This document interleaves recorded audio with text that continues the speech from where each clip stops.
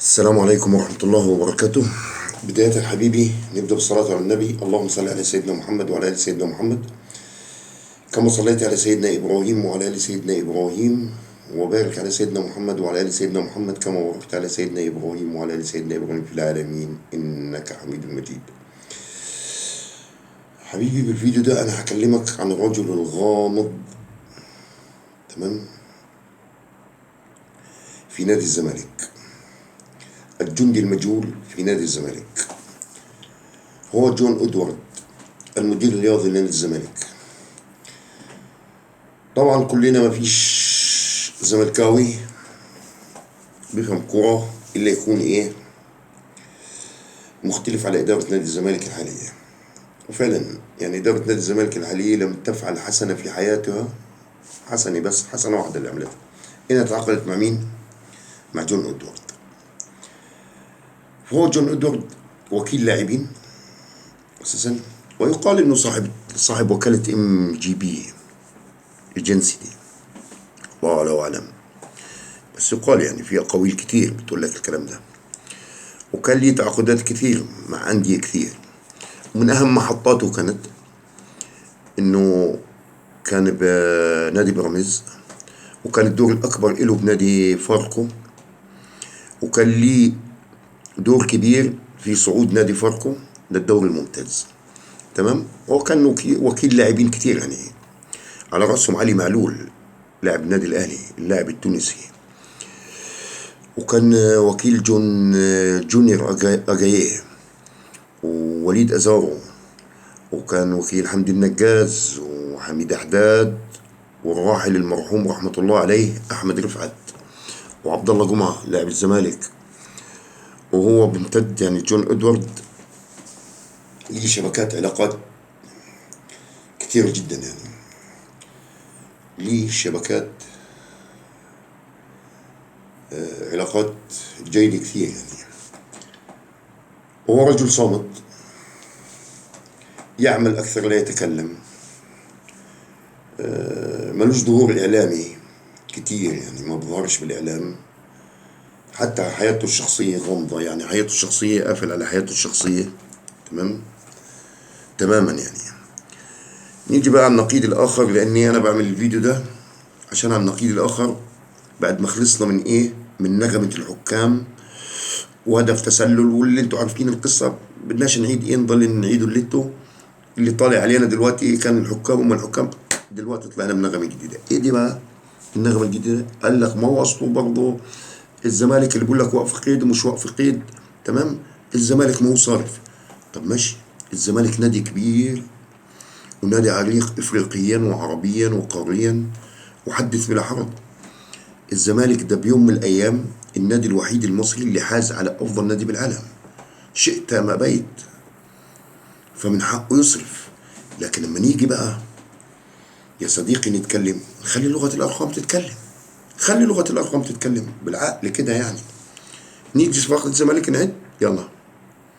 واحد، احسن لاعب بالدوري المصري اخوان بزيرو، احسن لاعب بالدوري المصري القصير المكير البرازيلي 1,800,000 يورو. المجنون شيكو بنزا 680,000 يورو. عدي اللداغ وليس الدباغ 300,000 يورو. آدم كايد فري. أحمد ربيع 630,000 يورو. الداهي أفضل مدافع في مصر حاليا بالدوري المصري هو حسام عبد المجيد محمد إسماعيل مع عمرو ناصر، الاثنين جم من فاركو، أو لا مش من فاركو، والعلم عند الله إن فيوشرد، إنهم جم الاثنين ب 868,000 يورو. والمهدي سليمان فري، وعبد الحميد معالي كان ب 428,000 يورو، وأحمد شريف كان 600,000 يورو، تمام. احسب حسبتك كلها على بعضيها هتلاقي الزمالك صرف له 5,600,000 يورو، تمام. تيجي بقى على النقيض الآخر، شوف أنت صارف كم وعامل إيه، تمام. وما عملتش حاجه. انا بقول لك احنا لسه الزمالك لا توجنا بالكونفدراليه، بس ان شاء الله هنتوج بالكونفدراليه، وان شاء الله هنتوج ببطوله الدوري باذن الله، يعني باذن الله تعالى. تمام.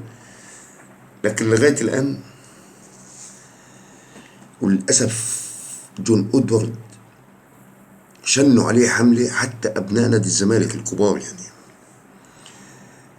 لكن هو الراجل ده نجح نجاح باهر بنادي الزمالك. شوف برغم كل